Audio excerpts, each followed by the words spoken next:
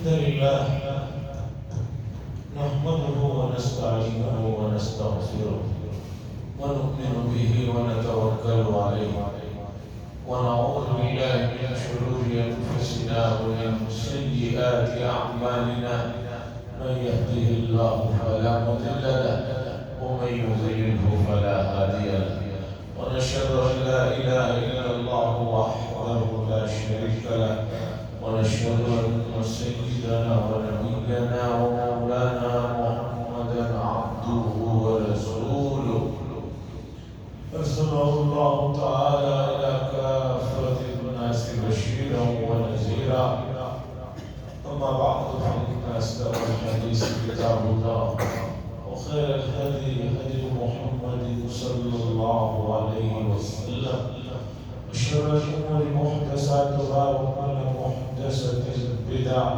وكل بدعة ضلالة وكل ضلالة في النار.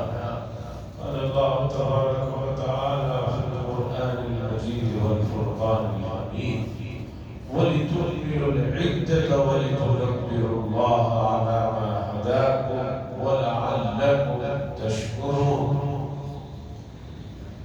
وقال صلى الله عليه وسلم من صام رمضان إيمانا واحتسابا غفر له ما تقدم من ذنبه أو كما قال صلى الله عليه وسلم.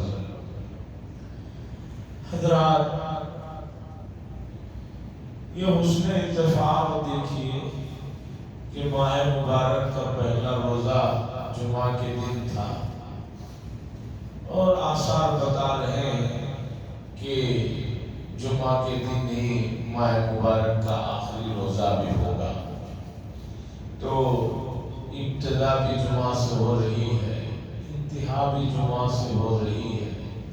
تو زندگی اتنی ہے جیسے ایک ہفتے کی ہے، بلکہ اس سے بھی مختصر ہے. بچے کے کان میں اذان اور اقامت کہی جاتی ہے اور ایک دن آتی ہے، ایک دن آتا ہے، نماز جنازہ پڑھا جاتا ہے. تو ایک اذان اور اقامت اور ایک نماز میں کتنا فاصلہ ہے؟ اذان ہوتی ہے، تھوڑی دیر کے بعد اقامت ہوتی ہے، اس کے بعد نماز ہوتی ہے. تو انسان کی زندگی بھی اصل میں اتنی ہے، دنیا کی زندگی، کہ ایک اذان اور اقامت اور ایک نماز کا مسئلہ. ابھی دیکھیے جمعہ کا دن ہے، 29واں روزہ ہے. آثار بتا رہے ہیں کہ شام میں چاند نظر آئے گا.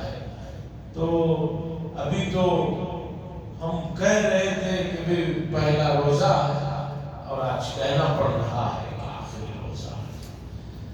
جیسے یہ روزہ، یہ مہینہ ابتدا اور انتہا ہو رہی ہے، انسان کی زندگی کا بھی مسئلہ اتنا ہی ہے کہ ابھی بہت سے لوگ ایسے جو کہتے رہتے ہیں کہ بچہ میرے سامنے پیدا ہوا، میں نے اسے اذان اس کے کان میں کہی تھی، اور پھر اس کا انتقال بھی ہو جاتا ہے اور صاحب کہتے ہیں میرے ہی ہاتھوں سے تدفین بھی. زندگی بڑی مختصر ہے، اس لیے اس دھوکے میں نہ رہیں، زندگی کے دھوکے میں نہ رہیں کہ یہ کسی کو یہاں پر ہمیشہ رہنے دیں. قرآن نے صاف الفاظوں میں کہا وَمَا جَعَلْنَا لِبَشَرٍ مِّن قَبْلِكَ الْخُلْدَ وَمَا جَعَلْنَا لِبَشَرٍ مِّن قَبْلِكَ الْخُلْدَ أَفَإِن مِتَّ فَهُمُ الْخَالِدُونَ.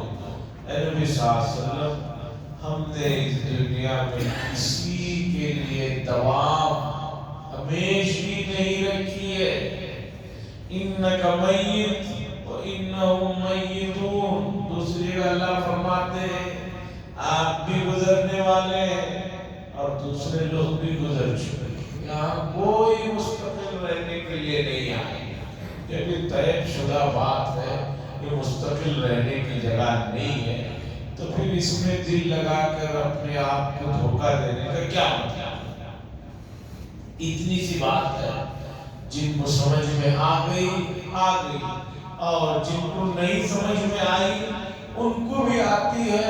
اس وقت آتی ہے جب کوئی فائدہ نہیں رہتا.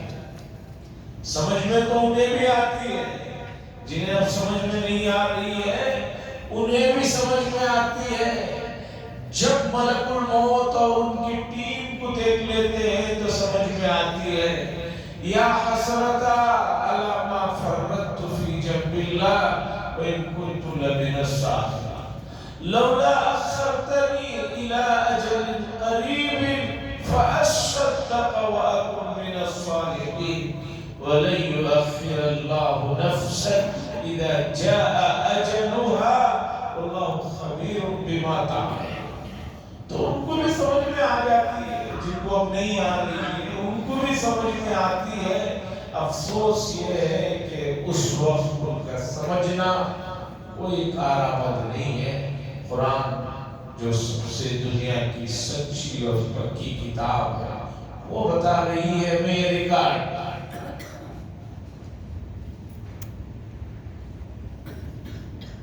بہت سے لوگ کوئی بات ہوتی ہے تو فوراً مجھے کہتے ہیں گوگل میں یہ آیا ہے، کروم میں یہ آیا ہے، جبکہ ان کو بھی معلوم ہے کہ وہ دونوں انسانوں کی بنائی ہوئی ایک چیز ہے جس میں ہزاروں غلطیاں ہیں، جس میں ہزاروں غلطیاں ہیں. ابھی 2-4 دن پہلے مدینہ منورہ سے ایک صاحب نے ایک تصویر بھیجی تھی. ایک جگہ لکھ کر لگایا ہوا ہے عربی میں وضع ممنوع وضع امثال الاشیاء، کہ یہاں پر سامان رکھنا منع ہے، یہ سامان کی جگہ نہیں ہے. یہ ہے عربی میں لکھا ہوا. نیچے گوگل میں ٹرانسلیٹ ہے اردو میں اور انگلش میں. انگلش میں نو بیان، اردو میں ہے کوئی سامان نہیں، کوئی سامان نہیں. یہ اس کا ترجمہ نہیں ہے.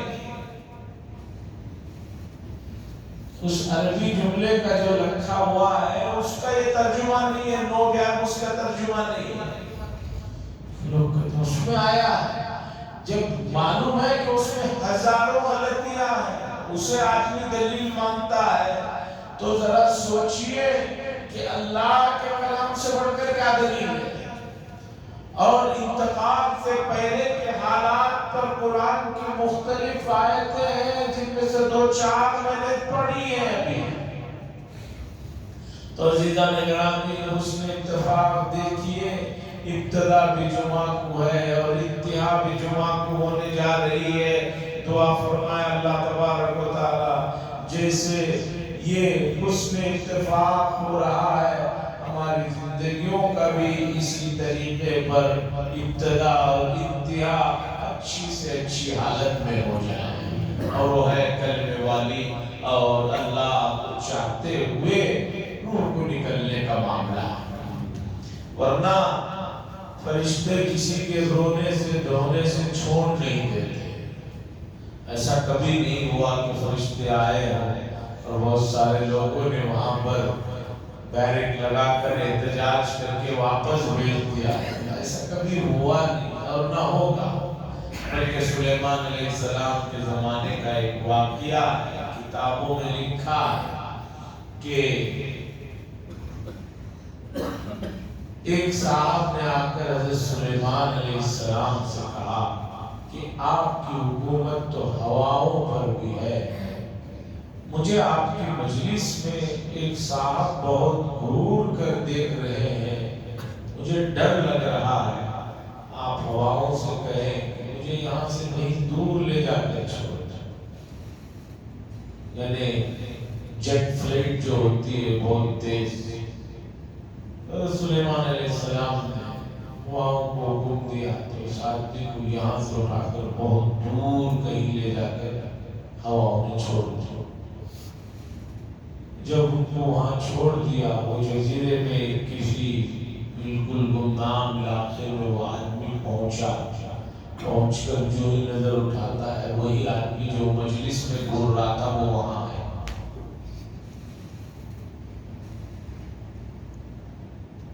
یہ آدمی خود گھبرا گیا اور وہ آدمی مسکرانے لگا. جو مجلس میں گھور گھور کر دیکھ رہا تھا وہ یہاں اس آدمی کو دیکھ کر مسکرانے لگا. تو یہ صاحب جو ہواؤں کے ذریعے سے یہاں پہنچے تھے، ابھی جن کی لینڈنگ ہوئی تھی، انہوں نے کہا ارے بھائی کون ہو تم؟ وہاں تو گھور رہے تھے، یہاں مسکرا رہے ہو. تو انہوں نے فرمایا میں ملک الموت ہوں.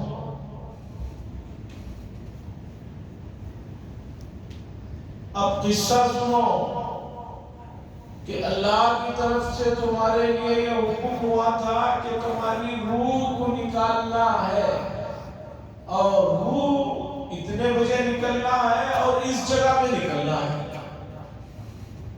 قرآن نے کہا وَمَا تَدْرِي نَفْسٌ بِأَيِّ أَرْضٍ تَمُوتُ، کہ زمین میں آدمی مرے گا پتہ نہیں. پھر اس میں یہ تھا کہ تمہارا انتقال یعنی تمہاری روح لینا ہے، اس وقت میں لینا ہے اور اس جگہ میں لینا ہے. اور میں نے دیکھا وہاں تو تم مجلس میں بیٹھے ہو. اب میں پریشان ہو گیا کہ اتنی دور یہ کیسے جائے گا، کیا کرے؟ چونکہ اللہ کی طرف سے جگہ بھی متعین ہے، وقت بھی متعین ہے. تو اب تمہیں میں وہاں دیکھا تو اتنا لمبا فاصلہ ہے کہ جہاں تمہیں جا کر جو ہے روح تمہاری نکالنی ہے، اور تم دیکھیں تو ابھی یہی بیٹھے ہو، کیسے جاؤ گے؟ اور ہمیں کوئی آرڈر نہیں ہے کہ تمہیں گھسیٹ کے وہاں لے جانا ہے. تو اس لیے میں تمہیں حیرت سے دیکھ رہا تھا، لیکن تم نے خود ہی مسئلہ حل کر لیا. جا کر حضرت سلیمان علیہ السلام سے کہا کہ بھئی مجھے پہنچا دو کہیں، اور دیکھو ذریعہ ہوائیں بنی اور ہواؤں نے لا کر تمہیں یہاں چھوڑ دیا. اب تمہیں دیکھ کر میں مسکرا رہا ہوں، سکون ملا کہ بھی محل حکومت تو صحیح پہنچ گئے ہو. جو لوکیشن دیا گیا تھا تمہاری روح نکالنے کا، وہ لوکیشن پر اب تم پہنچ گئے. اب کوئی ٹینشن نہیں، اس لیے خوش ہو رہا ہوں. اور اس کے بعد اس کی روح نکال دی.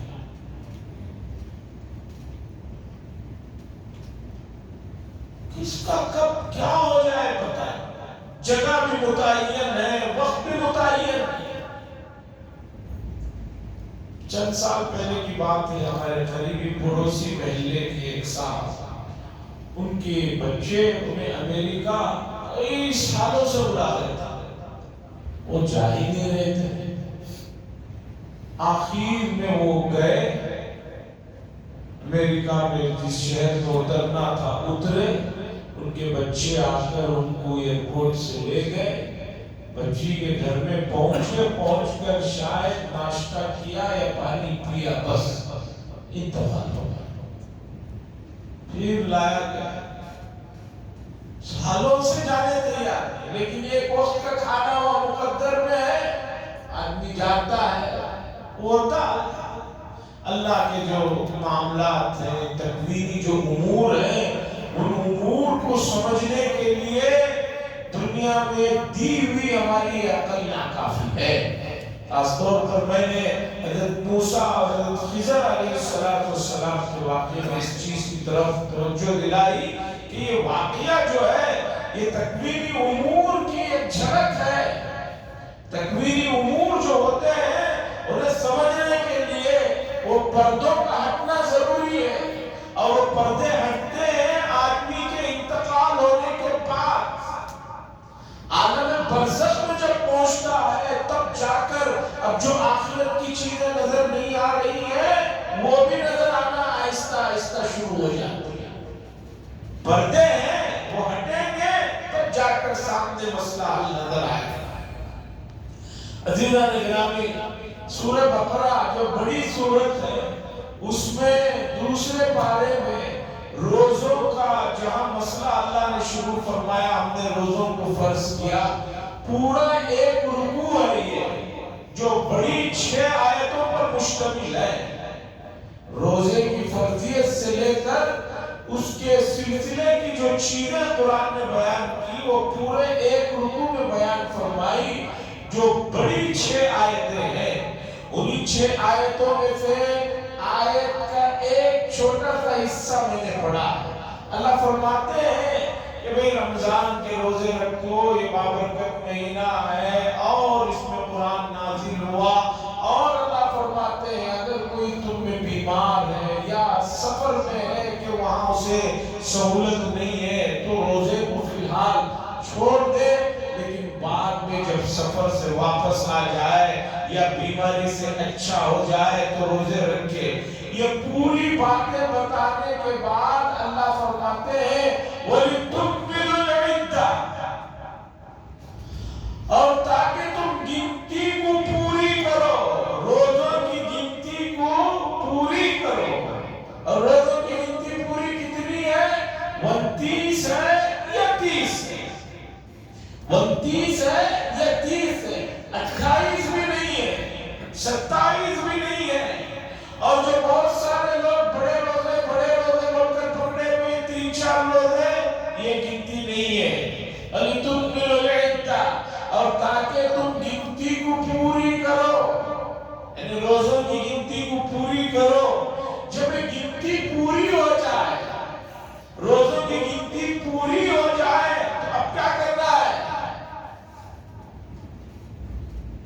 چاند نظر آ گیا، گنتی پوری ہو گئی، اللہ فرماتے ہیں وَلِتُكَبِّرُوا اللَّهَ،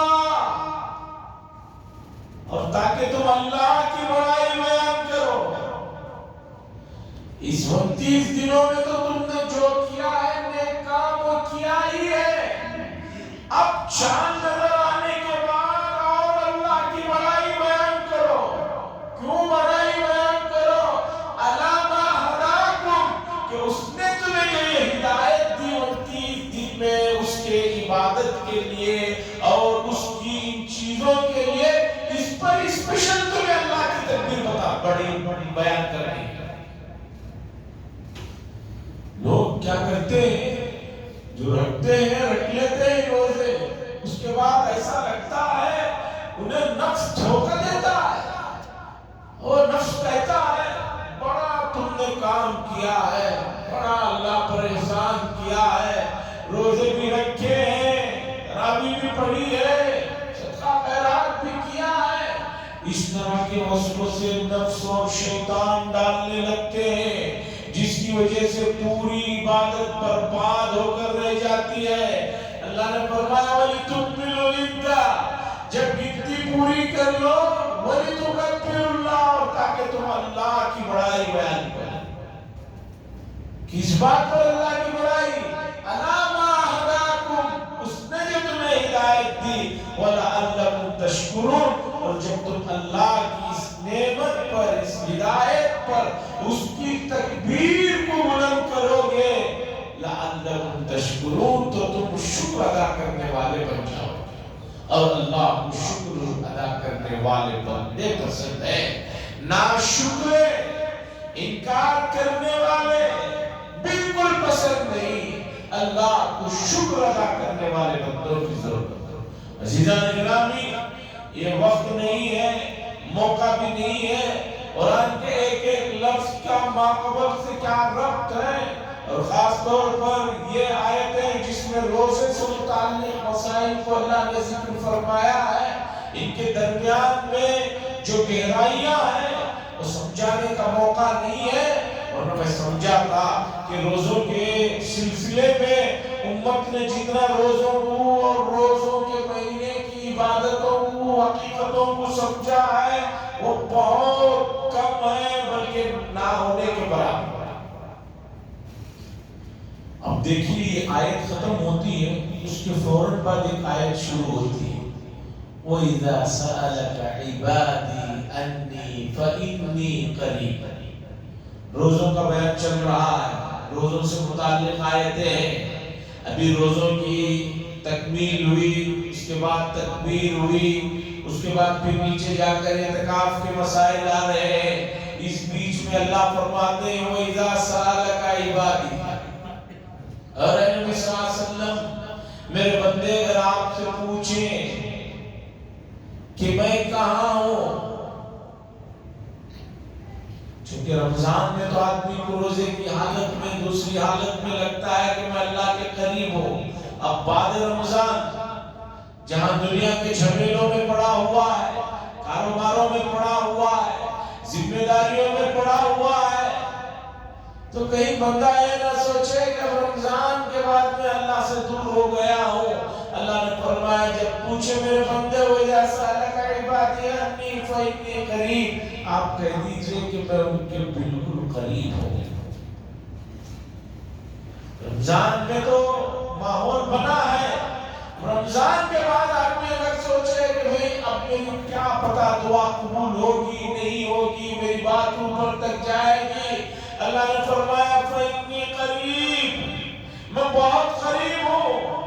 اجیب دعوت الداعی اذا دعانی فلیستجیبوا لی ولیؤمنوا بی لعلہم یرشدون. اللہ فرما رہے کہ جب بندے مجھ سے مانگتے ہیں، دعا کرتے ہیں، تو میں ان کی دعاؤں کو فلیستجیبوا، میں ان کی دعاؤں کو جو ہے قبول کروں، یہ میں چاہتا ہوں. آیتوں میں رب دیکھیے، بات کو سمجھیے. اللہ چاہتے ہیں رمضان کے بعد بھی ہمارا بندہ ہمارے سے قریب رہے. بات رمضان کی یا رمضان کے خاص راتوں کی نہیں ہے، بات پوری زندگی کی ہے. محبت پوری زندگی کی گئی ہے. وفاداری پوری زندگی کی چاہیے. یہ وقتی وفاداری اور یہ وقتی جو ہے میل ملاپ اور تعلقات، یہ کوئی چیز نہیں ہے. اللہ چاہتے ہیں کہ بندہ پوری زندگی رابطے میں رہے. تو رمضان میں جو ماحول اور موسم ملا تھا، اب وہ ماحول اور موسم سے نکل کر آدمی یہ نہ سوچے کہ اب میں مسجد میں نہ اعتکاف میں ہوں، نہ زیادہ وقت مجھے وہاں بیٹھنے کا موقع مل رہا ہے. آپ جہاں بھی رہے، انی قریب، اللہ آپ کے قریب ہے. آپ مانگیے اور اللہ سے رابطے میں رہیے. رسول اللہ صلی اللہ علیہ وسلم کا اس پوری انسانیت پر، صرف امت محمدیہ پر نہیں، پوری انسانیت پر جو سب سے بڑا احسان ہے وہ یہ ہے کہ آپ صلی اللہ علیہ وسلم نے آ کر لوگوں کو اپنے رب سے ڈائریکٹ کیسے لگے رہنا ہے، کیسے تعلق کو بنائے رہنا ہے، واسطوں کو، درمیان کے پردوں کو ختم کر کے یہ چیز اور یہ کام آپ نے کر کے دکھایا. یعنی ڈائریکٹ اللہ سے لگے رہو. یہ ہے پوری انسانیت کو رسول اللہ صلی اللہ علیہ وسلم کا ایسا احسان کہ جس کی کوئی نظیر نہیں. اسی لیے بہت سے برادران وطن اچانک ایمان میں داخل ہو جاتے ہیں. کیوں داخل ہو جاتے ہیں؟ اس لیے کہ کسی نہ کسی وقت ان کے دل میں جب تڑپ اور پکارتے ہیں تو ڈائریکٹ اللہ سے واسطہ ہو جاتا ہے اور ڈائریکٹ ان کے لیے راستے کھل جاتے ہیں. عزیزان گرامی، وَإِذَا سَأَلَكَ کی آیت اس کے بعد بتا رہی ہے کہ بندو بعد رمضان بھی تمہیں جو ہے ہمارے سے قریب رہنا ہے، اور ہم تو تمہارے قریب ہیں ہی. وَنَحْنُ أَقْرَبُ إِلَيْهِ مِنْ حَبْلِ الْوَرِيدِ، لوگوں تمہاری شہرک سے بھی زیادہ ہم قریب ہیں. اور حدیث قدسی میں سرکار دو عالم صلی اللہ علیہ وسلم نے فرمایا اَنَا عِنْدَ ظَنِّ عَبْدِي بِي، کہ اللہ فرماتے ہیں لوگوں، میرے بندوں، میں تمہارے گمان کے قریب ہوں، اس لیے میرے بارے میں اچھا گمان رکھو، جو سوچو گے تو تمہارے ساتھ ویسے ہی معاملے کرو. شیطان مایوسی کے دلدل میں ڈھکیلتا ہے، نا امیدی کے دلدل میں ڈھکیلتا ہے، تمہیں بہت برا بتا کر اللہ کے قریب جانے سے روکتا ہے. لیکن اللہ نے فرمایا نہیں، تمہیں مایوسی میں بھی نہیں آنا ہے، نا امیدی میں بھی نہیں آنا ہے، ہمت بھی نہیں آنا ہے، اور کم ہمت بھی نہیں ہونا ہے. جنگوں کو جیتنے کے لیے صرف ہمتیں ہوتی ہیں، اور جب آدمی کی ہمت ختم ہو جاتی ہے تو آدمی جنگ تو کیا جیتے گا، اپنے آپ کو بھی نہیں جیت سکے گا. اور یہی المیہ ہے امت مسلمہ کا. امت مسلمہ جو ہے اپنے امیدوں میں، اپنے ارادوں کی جنگوں میں اپنے آپ کو شروع کرنے سے پہلے ہی ہار مان لے. अभी मैदान में कदम रखा ही नहीं, मायूसी की दलदल में जा रहे हैं। नहीं हाज़रीन इकराम, जो आपने इस माह मुबारक में सीखा है उनमें से एक चीज ये है कि आप भी अल्लाह के करीब पहुंच सकते हैं, और आप पहुंचे हुए हैं, और आपको भी महसूस हो रहा है दुआओं की लज्जतें, रोजे की वो वक्त की कैफियत जिसमें आप बहुत ज्यादा भूखे प्यासे होते हैं। उस वक्त रूह का जो ताल्लुक अल्लाह से जुड़ता है, ये साल भर भी जो है बरकरार रखा जा सकता है। आप मायूस ना हो, ना उम्मीद ना हो, रब का नाम ले और रब के साथ जुड़े रहे। जिस रब ने आपको बनाया है, जो आपकी निगरानी कर रहा है, दस्तगीरी फरमा रहा है, वो कभी आपको जो है तन्हा नहीं छोड़ेगा। दुनिया में एक बाप अपने बागी से बागी बेटे को भी कभी भी वो कुछ भी करे उसे छोड़ता नहीं है, उसकी निगरानी करते ही रहता है। और आपने जिक्र किया नूह अलैहिस्सलाम जब कश्ती पर सवार हुए तो अल्लाह से उन्होंने कहा कि अल्लाह मेरे बच्चे और मेरे अहल का क्या होगा? अल्लाह ने फरमाया जो ईमान नहीं लाए वो आपके अहल नहीं है, वो बागी है। आपने कैसे उनके बारे में पूछ लिया? इन्नो लैसा मिन अहली। तो अज़ीज़ान गिरामी, ये बात है माह मुबारक का इख्तिताम आपकी जिंदगी का इख्तिताम नहीं है। माह मुबारक का इख्तिताम आपकी बंदगी से इख्तिताम नहीं है। आप कल भी बंदे हैं, आज भी बंदे हैं, आने वाले कल में भी बंदे ही रहेंगे। आपका अल्लाह के साथ ताल्लुक माह मुबारक में भी है, पहले भी था, आगे भी रहेगा। और अगर इस ताल्लुक को आपने नहीं समझा तो फिर आप माह मुबारक की हसीन और कीमती लम्हात को आपने ज़ाया किया है।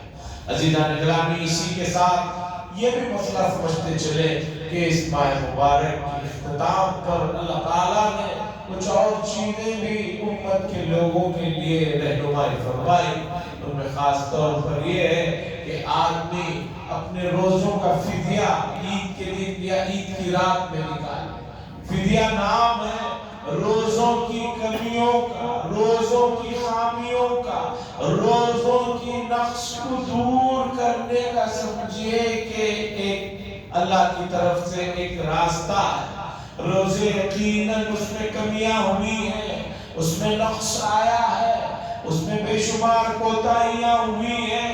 तो अब इन रोजों को मुकम्मल करने के लिए अल्लाह ने साहिब हैसियत लोगों को फरमाया कि वो एक मखसूस मिक़दार में फिदिया निकाले। और ये मसला 12 बताया जा चुका है। फिदिया निकालते हुए लोगों ने जो सबसे लाश दर्जे की, आखिरी दर्जे की कैटेगरी की चीज को जो पकड़ रखा है वो दुरुस्त नहीं है। रसूलुल्लाह सल्लल्लाहु अलैहि वसल्लम रोजों का फिदिया खजूरों से भी निकालते थे, और 3.5 किलो खजूर अगर आला दर्जे की लेंगे तो बहुत कीमत है। मामूली दर्जे की भी 800-850 से कम में नहीं मिलेगी। रसूलुल्लाह सल्लल्लाहु अलैहि वसल्लम ने किशमिश मुनक्का, जिसे हम लोग कहते हैं, मुनक्के से भी जो है फिदिया निकाला है। और 3.5 किलो मुनक्का की कीमत 600-650 से कम में नहीं आती। और आखिर में पनीर से भी रसूलुल्लाह सल्लल्लाहु अलैहि वसल्लम ने जो है रोजों का फिदिया निकाला है, जौ से निकाला है। आखिरी दर्जा गेहूं का है, लोगों ने उसी को पकड़ रखा है, उससे आगे बढ़ते ही नहीं। महंगाई के इस दौर में 100-125 रुपयों के फिदिये से मुझे बताइए, क्या एक आदमी आला दर्जे का नहीं, अदना दर्जे का नहीं, मामूली दर्जे का भी पेट भर के खाना खाना चाहे तो इस शहर में, इस प्लैटिनियम सिटी में बहुत मुश्किल है। जहां मामूली चाय 300-350 रुपयों की मिल रही है। साहब ने बताया इतनी सी चाय मिलती है वो तुर्की या लुबनानी 350 रुपये। तो बहरहाल فدیہ نکالیے اور فدیہ ضرورت مندوں کو دیجیے، قریبی رشتہ داروں کو دیجیے۔ اور دنیا نے دیکھی کتنی ترقی کر لی، اب جو ہے رقم کو ٹرانسفر کرنے کے لیے آدمی کو لوکیشن پر جانے کا مسئلہ بھی ختم ہو گیا، یہی بیٹھ کر جو ہے ہاتھ سے کام کر دے سکتا۔ ہماری گزارش ہے یہ فدیے کی رقم زیادہ سے زیادہ نکالیں اور قریبی لوگوں کو پہنچائیں، نہ کہ یہ جو راستے میں عید کے دن جاتے ہوئے آتے ہوئے یہ جو پیشاور بیٹھے ہوئے ہیں ان کو دیکھ کر جو ہے کوئی فائدہ نہیں۔ اور اسی طرح عید کی نماز کو شریعت نے کہا ایک راستے سے جاؤ دوسرے راستے سے آؤ، تکبیر کہتے ہوئے جاؤ۔ لوگوں نے سنتوں کے مقام اور اہمیت کو بھلا دیا ہے، ایک ایک سنت اور اس سے نیچے مستحب بھی جسے کہا جاتا ہے، اس کے اندر جو برکتیں ہیں آپ اس کا اندازہ نہیں لگا سکتے۔ شریعت نے کہا اللہ کی بڑائی بیان کرتے ہوئے تکبیر کہتے ہوئے جاؤ اور تکبیر کہتے ہوئے دوسرے راستے سے آؤ۔ خوشی کا موقع ہے، مسرت کا مقام ہے، اس لیے دل کو کشادہ کیجئے اور جو بھی گزرے ہوئے لمحات میں آپس میں نا اتفاقیاں یا نا چاقیاں قریبی رشتہ داروں میں وغیرہ ہو گئی ہیں انہیں درگزر کریں، اور شریعت اس معاملے میں آگے بڑھنے والے کو بہادر مانتا ہے۔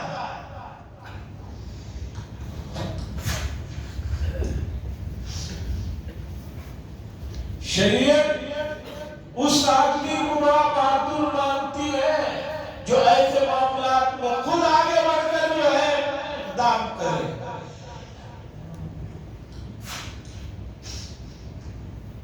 سلام کے معاملے میں بھی لیجیے، حدیث میں کیا ہے؟ سلام میں ابتدا کرنے والے زیادہ ثواب کے مستحق۔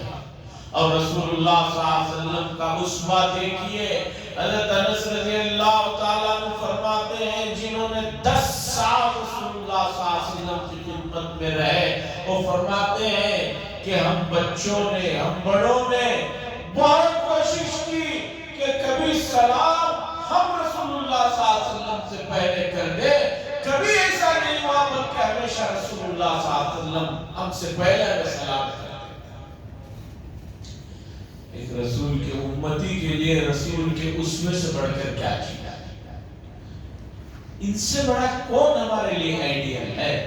ان سے بڑے کون ہمارے لیے محسن ہے، مہربان ہے، شفیق ہے؟ حاضرین اکرام، بہت لوگوں کو ہم نے فالو کر لیا، بہت لوگوں کو آئیڈیل بنا لیا، اگر کامل آئیڈیل نہیں بنایا ہے تو رسول اللہ صلی اللہ علیہ وسلم کو۔ اس لیے گزارش ہے کہ رسول اللہ صلی اللہ علیہ وسلم کی شریعت مطہرہ کے تمام چیزیں جو ہمارے سامنے قرآن و حدیث کی شکل میں مدون ہے انہیں اپنائے۔ جیسے ماہ مبارک میں آپ نے ہمت کی، تھوڑی سی اور ہمت کریے اور نمازوں کی پابندی میں کسی بھی طرح کی کوئی کمپرومائز اور سمجھوتا نہ کیجیے۔ نمازوں کے پابند ہو جائیے، جماعت کے ساتھ، تکبیر اولیٰ کے ساتھ، آگے کے مسائل انشاءاللہ العزیز خود بخود جو ہے قابو میں آتے چلے جائیں گے اور دھیرے دھیرے کام ہوتا رہے گا۔ اللہ سے دعا فرمائے اللہ تبارک و تعالیٰ اس ماہ مبارک کی رحمتوں کو، برکتوں کو، سعادتوں کو جو اس کی مہربانی سے اس نے ہمارے نام اعمال میں بھرا ہے، جھولی میں ڈالا ہے، اسے پورا سال محفوظ رکھنے کی ہمیں توفیق عطا فرمائے، اور ان چیزوں کی حفاظت اس طریقے پر ہو سکتی ہے کہ آدمی گناہوں سے اور نافرمانیوں سے بچ جائے۔ وآخر دعوانا الحمدللہ رب العالمین۔